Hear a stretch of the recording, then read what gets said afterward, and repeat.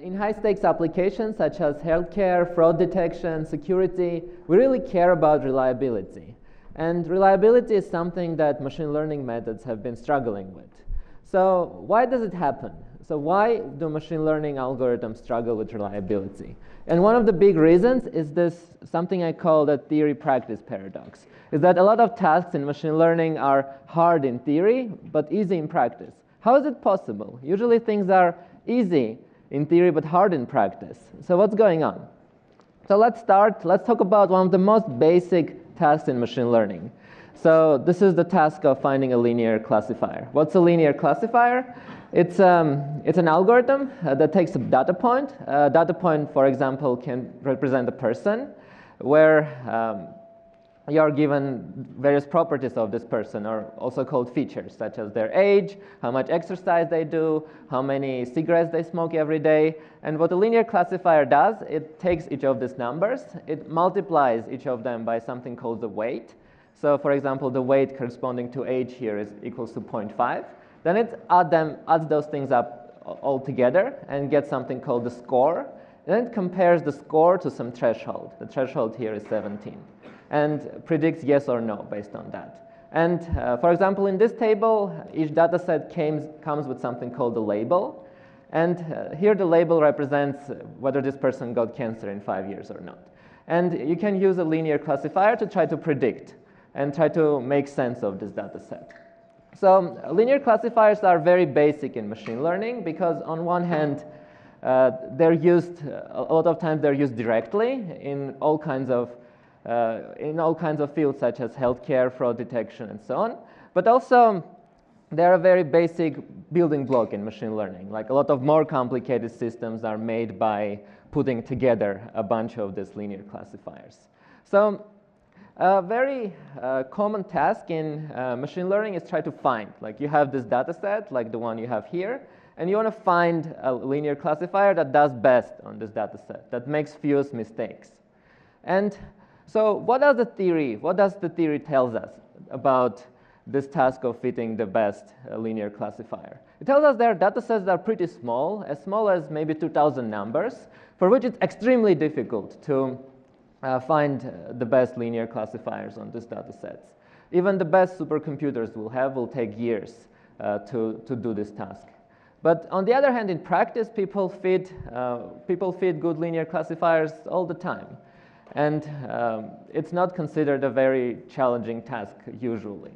So what's going on? How is this possible? So the answer is that these special data sets that theorists constructed that are very hard to deal with, those are not like the real-world data sets. So something about real-world data sets is helping those algorithms to perform well on them. But what is it? What about real-life data sets allows those practical algorithms to do a good job with them?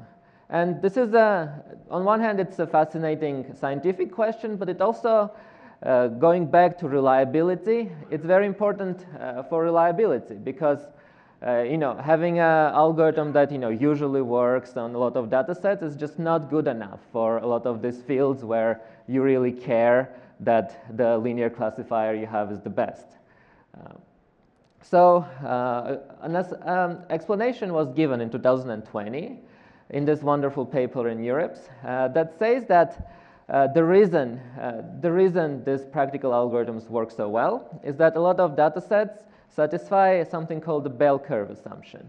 So what the bell curve assumption is that for every collection of weights, so no matter what collection of weights you take, if you go over your data points and compute the score by, again, multiplying each of the feature by the corresponding weight and summing them up, then no matter what weights you pick in the beginning, the distribution of the scores, if you make, let's say, a histogram for the scores, the histogram will satisfy something called the bell curve that shows up all the time in all kinds of areas.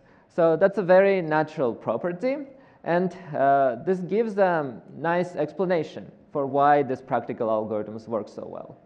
But it doesn't quite address the underlying goal we had, because if you could check quickly if that your data set satisfies this bell curve property, then you would be confident, then using the proof in this paper, you would be confident that what you got is really the best linear classifier. However, it's not known how to check this bell curve property fast, because again, you need to check if someone asks you for this specific set of weights. Are the scores distributed as the bell curve? You could check that. But the bell curve assumption says this should be the case for every single choice of weights. And that's not known how to check fast. So it seems there is a threshold, there is a trade-off. So on one hand, you can run this practical algorithm, but you will not be able to trust that what you got is really the best linear classifier unless you take on faith that your data set you're dealing with satisfies this bell curve assumption. Or you can go back and use one of those super slow algorithms that do work on every single data set. But then you will not be able to run that on large enough data sets because the runtime scales very poorly with the size of the data set. And in our work, we show that you can actually get best of both worlds.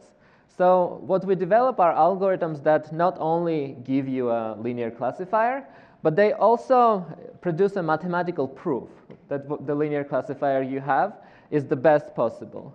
And we show that the algorithm is guaranteed to, and the algorithm you use is again one of these practical algorithms. What's new is that in addition to this practical algorithm, you also run our algorithm that produces a proof that what it output is the best linear classifier.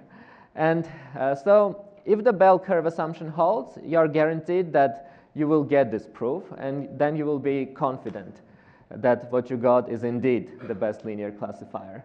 And even if the bell curve assumption is not true, you'll either get the best linear classifier anyway, and you'll be confident this is the case because you got the proof, or the algorithm will raise an alert that what's going on, that your data set does not satisfy the assumption, and you should try something else.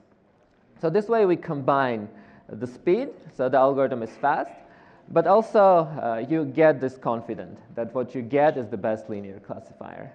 And the conceptual message of our work is that you can simultaneously, you can rely on assumption, but not compromise safety and reliability.